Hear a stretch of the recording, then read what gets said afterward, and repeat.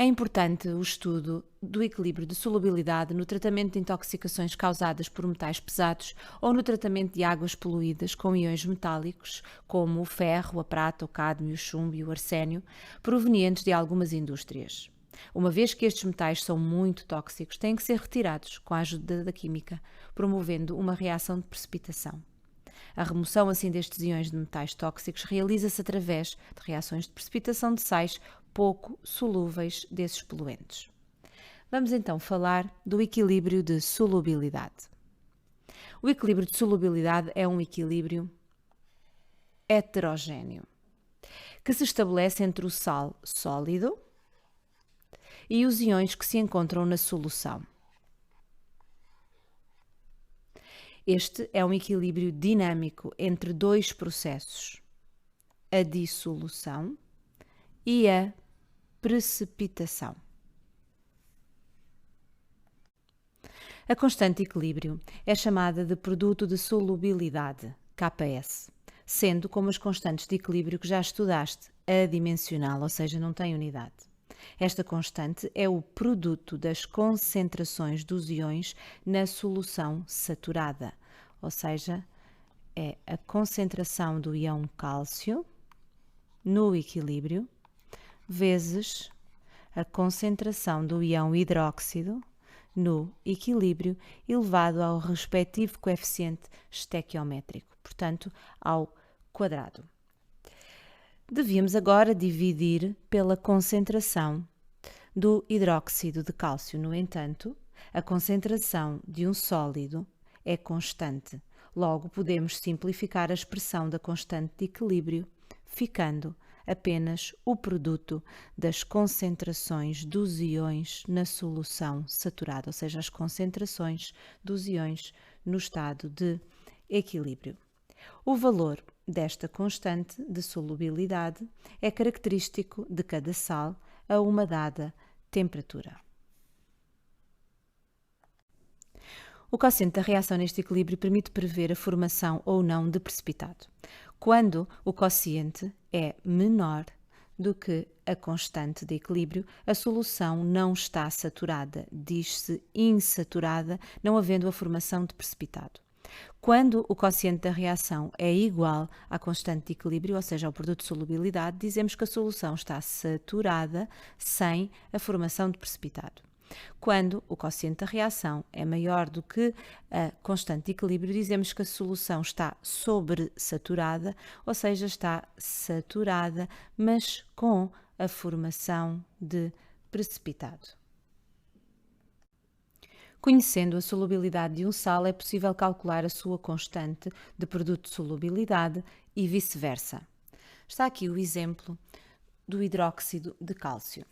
Ora, o produto de solubilidade, ou seja, a constante de equilíbrio, vai ser igual à concentração do cálcio no equilíbrio vezes a concentração do hidróxido no equilíbrio ao quadrado, tendo em conta o coeficiente estequiométrico. Sendo S a solubilidade deste sal, no equilíbrio a concentração dos íons cálcio vai ser S igual à solubilidade e a concentração dos íons hidróxido será 2S, o dobro da solubilidade, tendo em conta a estequiometria. Assim, substituindo na reação, na equação, assim é que é, o produto de solubilidade vai ser igual a S, que é a concentração do cálcio, vezes 2S, que é a concentração do hidróxido, ao quadrado. Ou seja, o produto de solubilidade vai ser igual a 4S ao cubo. Nem todos os sais têm a mesma solubilidade. Conhecendo as suas unidades estruturais, conseguimos prever se são muito ou pouco solúveis. Estão aqui exemplos de sais muito solúveis. Os sais de metais alcalinos, como sais com os íons lítio, sódio e potássio, e sais de amônio, com o íon NH4+. Os nitratos, NO3-, os cloratos, ClO3-, e os percloratos, ClO4-. Os acetatos, CH3COO-, exceto o acetato de prata. Os sulfatos, SO4-, exceto o sulfato de cálcio, o sulfato de prata, o sulfato de bário, o sulfato de mercúrio e o sulfato de chumbo, que são exceções, ou seja, estes sulfatos são pouco solúveis. Os cloretos, Cl-, os brometos, Br-, e os iodetos, I-, exceto sais que contenham os íons de prata, mercúrio e chumbo.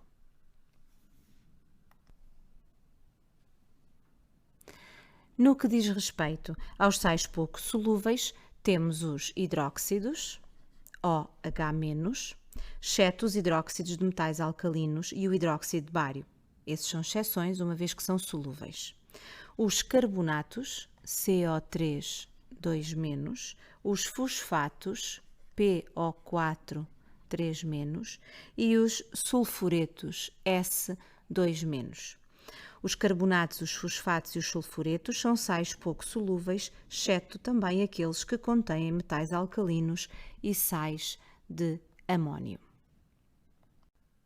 É através do conhecimento da solubilidade dos sais que é então possível adicionar agentes precipitantes, que são sais muito solúveis. Temos aqui o exemplo do iodeto de sódio, o carbonato de sódio e o hidróxido de sódio. Estes são agentes precipitantes que, ao serem adicionados a águas poluídas com íons metálicos tóxicos, neste caso, os íons tóxicos serão a prata, o cádmio e o cromo, promovendo a sua precipitação química. Os sais pouco solúveis formados, neste caso será o iodeto de prata, carbonato de cádmio e o hidróxido de cromo, vão precipitar, depois sedimentar e podem ser posteriormente removidos por filtração.